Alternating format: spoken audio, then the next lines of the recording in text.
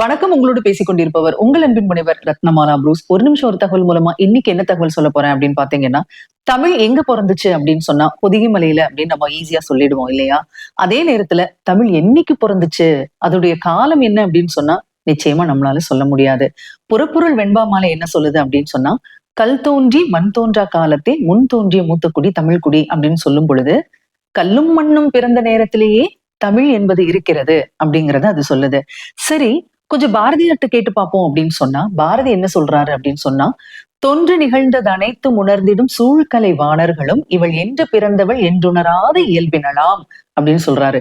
அதாவது அவ எப்ப பிறந்தா அப்படின்னு சொல்லிட்டு, அதாவது தமிழ் தாய் எப்பொழுது பிறந்தாள் அப்படிங்கிறத சொல்ல முடியாது அப்படிங்கறத ரொம்ப அழகா சொல்லிட்டாரு.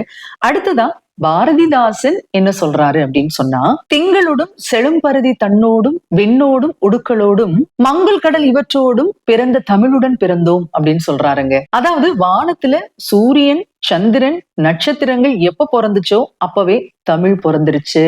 அந்த தமிழோட நாங்களும் பிறந்துட்டோம் அப்படின்னு சொல்றாருங்க.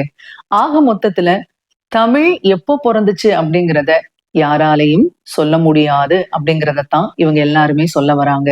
ஆகவே நினைச்சு பாருங்க, நம்முடைய தாய்மொழியான தமிழ் எந்த காலத்துல தொடங்கிச்சு அப்படிங்கிறதே தெரியாத அளவுக்கு இருக்குது அப்படின்னு சொன்னா, எப்பேற்பட்ட பெருமை வாய்ந்த மொழி, அந்த மொழிக்கு சொந்தக்காரர்களா நம்ம இருக்கிறோம் அப்படின்னு நினைச்சு நம்ம பெருமைப்படணும் அப்படிங்கறத தான் நான் இந்த இடத்துல தெளிவுபடுத்த விரும்புறேன். பாவேந்தருடைய இந்த வரிகள் எந்த பாடல்ல வரும் அப்படின்னு சொன்னா, எங்கள் வாழ்வும் எங்கள் வளமும் மங்காத தமிழ் என்று சங்கே முழங்கு அப்படின்னு ஆரம்பமாகும்ல, அந்த பாடல்ல தாங்க இடம்பெற்றிருக்கு. ஆக தமிழ் எப்பொழுது தோன்றியது அப்படிங்கிறத யாராலையும் சொல்ல முடியாது அப்படிங்கிறது தான் உண்மை. இந்த தகவலோடு இன்னைக்கு விடைபெற புதிய தகவலோடு மீண்டும் சந்திக்கிறேன். நன்றி, வணக்கம்.